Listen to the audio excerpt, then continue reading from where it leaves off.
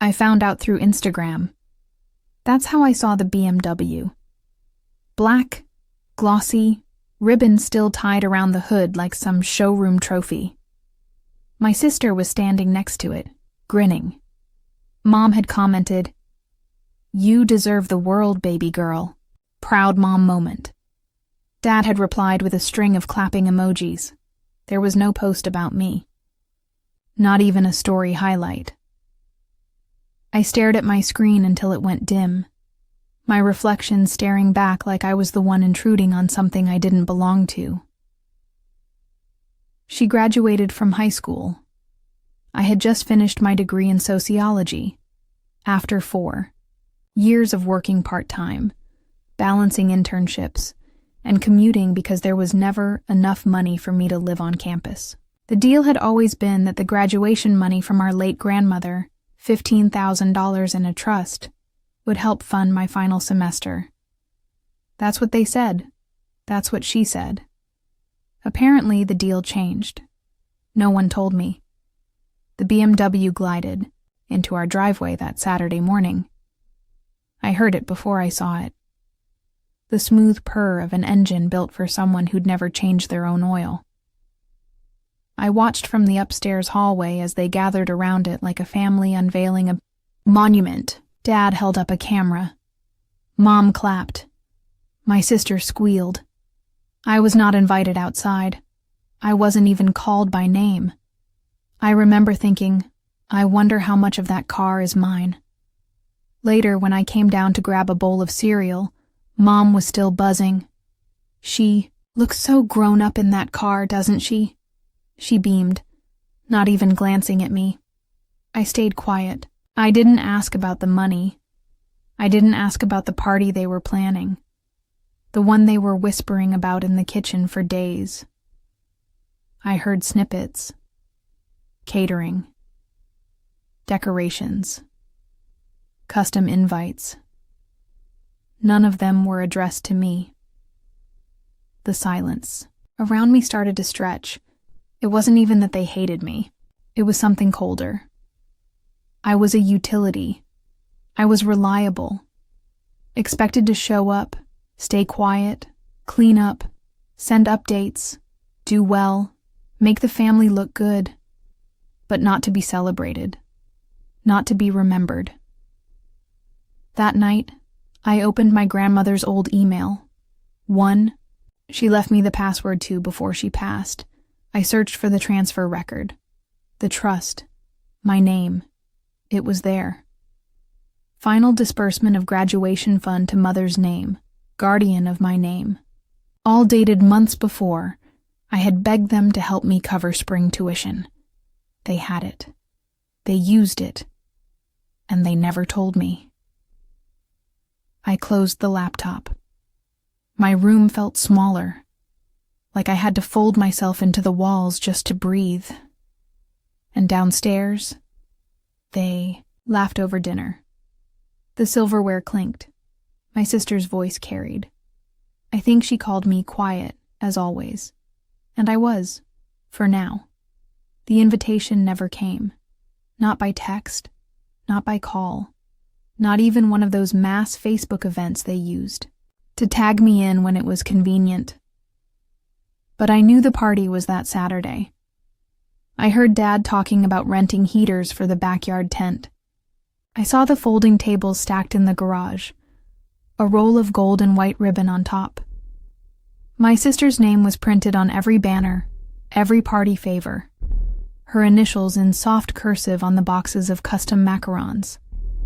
MLJ, the same letters, embroidered on the pouch of the BMW key fob that now sat in the hallway bowl, where we used to keep house keys and grocery coupons.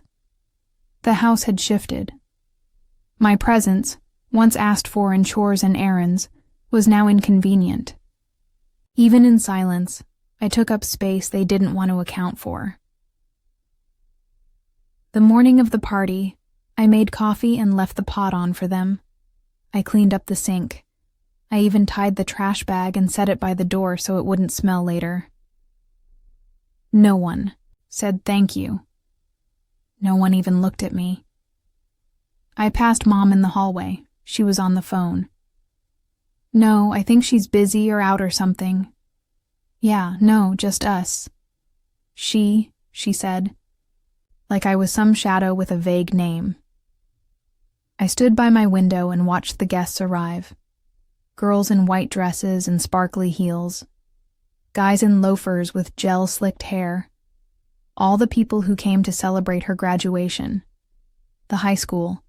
One. Not a single person noticed the bedroom light still on upstairs. Mine. It wasn't that I wanted applause. I didn't crave streamers or speeches. But I wanted to be seen. I wanted someone to ask why I wasn't there. I wanted to matter, if only in the quiet way that someone remembers to ask where you've gone. Around sunset, I heard them cheering. A toast, maybe. Her voice louder than everyone else's, like it had always been. She was good at being adored. She was born with the kind of charm people called effortless. But I knew the truth. It was effort, just not hers. I slipped on my hoodie and left through the back. I didn't slam the door. I didn't send a dramatic message. I didn't sabotage the cake or flip the switch on the string lights. I just walked. There's something about walking at night in a neighborhood you've lived in too long. The streets felt too narrow. The trees, too familiar. Every porch light reminded me that someone else was expected home, someone worth waiting for. I wasn't missed. Not by them. But I passed the corner cafe where the barista still remembered my name. I passed the library where I studied for finals while they watched my sister's dance recitals. I passed all the versions of myself I had tried to become for their approval. The obedient daughter, the quiet achiever, the one who gave more than she ever received. And then I turned toward something else, something, not away, but forward.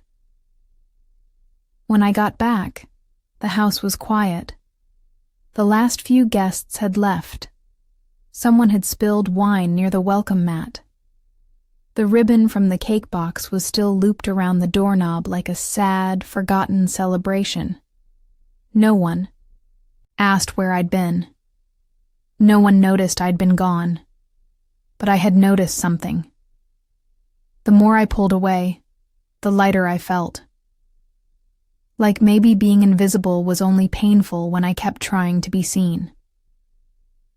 The next morning, I did what I always did. Made coffee, toasted a slice of bread, kept my headphones in while I scrolled through job listings and unpaid internships that still expected a master's degree. But something about the quiet felt heavier. Not peaceful, just full. Like it was trying to tell me something. I checked the mailbox before anyone else could. Inside was a plain white envelope with my name printed in faint blue ink. No return address. I knew the handwriting. It was the bank. It wasn't a card. It wasn't a delayed congratulations. It was a printed receipt, one I wasn't supposed to receive. A summary of a closed trust. My graduation fund, closed 6 months ago, withdrawn in full, by my mother. For family-related vehicle expenses. My name was listed as the beneficiary, but the balance said $0. I sat on the edge of my bed holding the paper like it was fragile, like it might burn up and vanish if I blinked too hard. They hadn't just spent the money. They'd used my name to do it. They'd signed my future over for a luxury logo and tinted windows.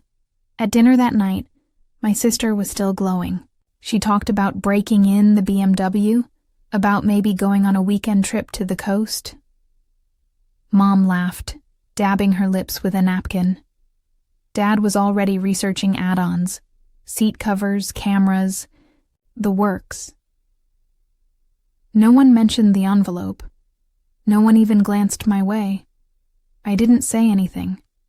Not because I couldn't, but because I realized something. They wouldn't hear me anyway. Words were useless in a house where silence was more permanent than walls. That night, I opened a new savings account. I transferred what little I had from my side gig and that birthday money Grandma had mailed in a crinkled card the year before she passed. I found the login to the university portal, requested my academic transcripts, and bookmarked the fee schedule for deferred graduate programs. And then I cleared out the junk drawer downstairs. Inside, wedged under a pile of takeout menus and expired coupons, was the BMW manual. Still unopened. I slipped the receipt inside the front page, neatly, like a bookmark, and I put it back exactly where I found it. They'd find it one day. Maybe not now. Maybe not until something breaks or needs a tune-up. But they would see it. They'd see my name next to the price they paid for her car. And maybe, just maybe, they'd remember what they took from me. But I wasn't waiting for that. I had already started packing the small things. Things I had bought. Things that mattered to no one but me. My books. My headphones. The photo of Grandma and me at my high school graduation, before the trust fund was ever mentioned. Before I became someone they could forget. I didn't pack like someone escaping. There were no frantic boxes, no duct tape sealing urgency into cardboard. Just a slow, deliberate folding. My clothes, the ones I'd paid for with tips and overtime hours, went neatly into a thrifted suitcase. My books were stacked spines inward, so the titles wouldn't catch my eye and slow me down with nostalgia. No one noticed. Maybe they thought I was organizing. Maybe they thought nothing at all. People rarely question your silence when they benefit from it. I moved the suitcase into my closet, out of sight, but every night I added something else. My charger, a mug, a small framed quote Grandma had given me. Do not go where you are not cherished. I had read it for years without understanding. Now it read me back. 2 days later, my sister asked me to help her with a college application essay. She didn't apologize for the party. She didn't mention the car. She just popped her head into my room like nothing had happened and said, "You're good at writing, right?" I stared at her. Not angry, just hollow. Then I said, "I'm busy." Her face twisted slightly, like I'd misread the script. She didn't expect resistance. I was supposed to be useful, like always, but I wasn't busy. I was just done. That evening, I sent an email to my friend Nadia. She had a tiny studio apartment above a florist shop downtown. We hadn't talked in months, but she had once said, half joking, "If you ever get tired of your family's nonsense, I've got a floor and extra blankets." I asked if the offer still stood. She replied in 10 minutes flat, "Absolutely. Come, please." I didn't announce anything. I didn't cause a scene. I let the house live in its rhythm. Morning coffee. Door slams. Laughter from down the hall. They were comfortable without me, so I let them stay that way. That Sunday, they left for brunch. I knew because my sister posted a selfie in the car with the caption, "Spoiled much? Blessed on your Sunday? Fun day." The driveway was empty. The street was still. I zipped my suitcase, picked up my small tote, slipped my phone into my pocket, and before I left, I walked into the kitchen and opened the drawer with the BMW manual. I placed one final thing beside the receipt. A sticky note. It read, "She got the car. I got the message. I closed the drawer, gently, and walked out without locking the door. Nadia met me at the bottom of the stairwell with a half-empty mug of tea and bare feet. Her hair was tied up with a pencil, and her shirt was on inside out, but I had never felt more welcomed anywhere in my life. She didn't ask questions. She just looked at me, nodded once, and took the bag from my shoulder. The studio was small, barely, room for the two of us, but it smelled like lavender and old paperbacks. A mattress on the floor, plants leaning toward the single window, a chipped mug used for pens. It was nothing like the house I left, which is why I felt myself exhale for the first time in weeks. That night, we made ramen and sat on the floor with our legs crossed, knees brushing. She told me stories about the customers downstairs, the woman who cried in the rose aisle, the man who proposed with marigolds. I listened. I nodded. I didn't speak much. At one point, she turned to me and said, "You don't have to explain anything, but I'm proud of you." I almost cried, not because of the words, but because no one had said them to me when I needed them most. I slept on a folded blanket that first night, the streetlight painting soft lines across the ceiling. I didn't dream. I just breathed. In, out, in again. The silence didn't feel like exile anymore. It felt earned. Back at the house, I received a text the next morning from my mother. "Did you go somewhere? You didn't clean out the dishwasher. No greeting. No, where are you? No, are you okay? Just a chore left undone." I left it unread. A few hours later, another text from my sister. "Did you seriously just leave without saying anything? Rude F." She added a laughing emoji, as if my absence was a minor inconvenience in her otherwise flawless day. I thought about responding. I opened the keyboard, then closed it. Instead, I sent Nadia a Venmo payment for half the rent, labeled, "Space to breathe." She hearted it. Days passed. I found a part-time job at a bookstore 3 blocks over.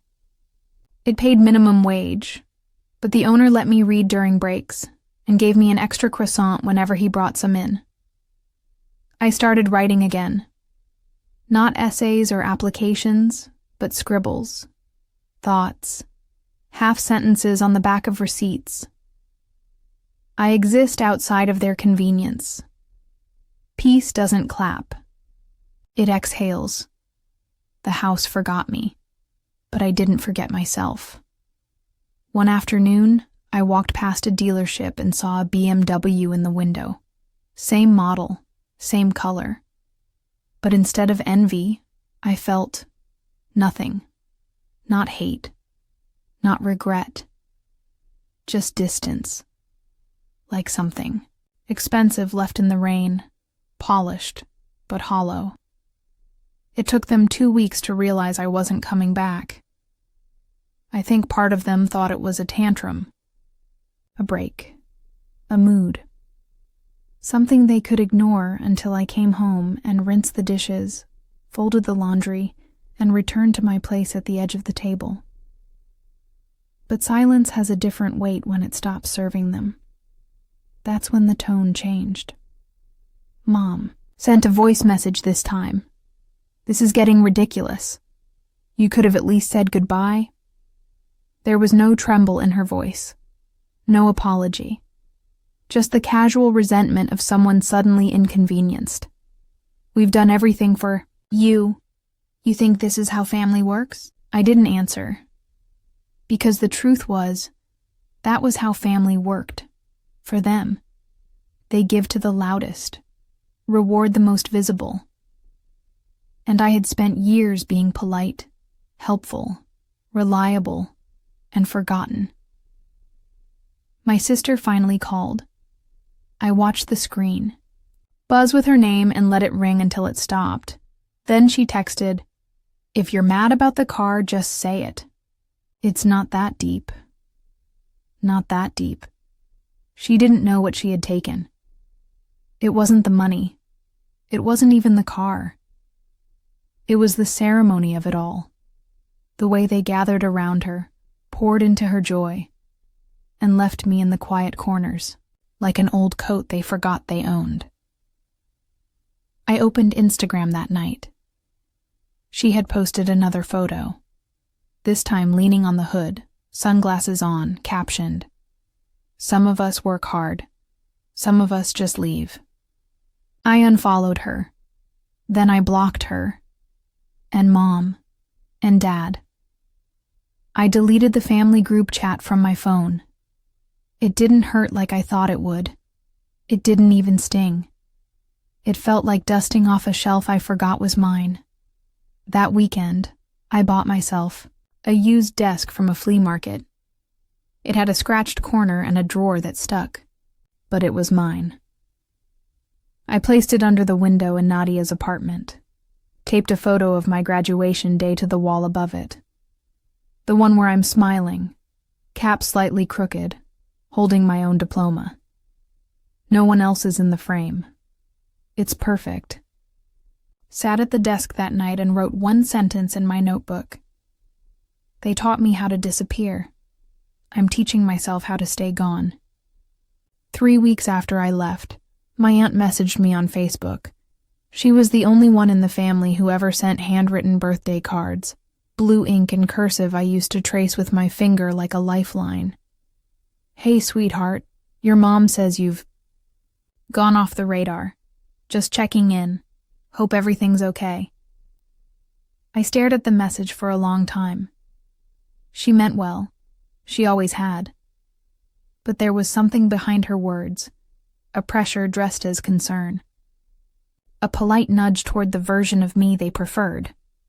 The one who returns, explains, and smooths it all over. I didn't reply. Not because I was angry, but because I'd spent too long explaining myself to people who never listened. At work, I shelved books and learned the names of customers. I brewed coffee for the owner and watched rain pool against the glass storefront on quiet afternoons. Once, I caught myself laughing. Out loud, not the half smile I used to fake at home. It startled me. My own voice. Warm. Present. I was becoming someone else. No, I was becoming myself without interruption. Nadia and I started a Sunday ritual. Pastries from the corner bakery split between 2 mismatched plates. We'd sit on the fire escape and let the sun fall over our knees like an unspoken kindness. She never asked about my family. She knew silence could be sacred. But one Sunday, I did tell her. Not all of it, just enough. About the graduation money. The BMW, the party I wasn't invited to. She didn't gasp or pity me. She just nodded and said, "You deserved better. That's all." And it was enough to make something sting behind my eyes. That night, I scrolled through an old photo album hidden deep in my cloud account. There I was, 5th grade, holding up a spelling bee ribbon. No one else in the frame. Just me and a hollow gymnasium. There I was, senior year, in my thrifted prom dress. Standing to the side while my sister posed with a crowd. I had always been the background to their spotlight. But now, the spotlight was gone. And for the first time, I didn't feel dim. I felt free. The letter came in early spring, not handwritten, not signed. Just a folded piece of printer paper slipped into a plain envelope. It was from my father. "We were surprised by how you left. You could have talked to us. We thought you understood how things are sometimes. Family is about forgiveness. No mention of the money. No apology. No explanation. Just the suggestion that my silence was more hurtful than their forgetting." I didn't write back. Because the truth is, when they spent what was meant for me, they didn't just take money. They took meaning. They celebrated her milestones and skipped mine. They used my name and erased my presence. And when I left quietly, they called it drama. But I wasn't angry anymore. Not even numb. I had outgrown the version of me that begged to be seen. A few weeks later, I walked past a girl in a graduation cap taking photos outside a bookstore. Her family clapped. Her friends threw rose petals. There was a banner strung across the door that read, "She did it." I smiled. Not from envy. Not from ache. Just a quiet, distant pride. Because I did it too. Not with fanfare. Not with applause. But with every quiet step away from people who only knew me in usefulness. I don't know if my sister ever found the receipt in the BMW manual, or the note I left. Maybe one day, when the engine light comes on or she decides to sell it, she'll see my name again, pressed between pages she never cared to open. And maybe for a moment, she'll remember that the car she bragged about came at a cost she never paid, that someone else did. These days I still walk everywhere. I carry my own bags, take my own calls, make my own coffee in a chipped mug that reads, "Begin again." I kept the graduation photo above my desk. Just me, that crooked smile. No one in the frame but me. It's the only one I never deleted. I am not angry. I am not grieving. I am not theirs anymore. And in that, finally, I am whole.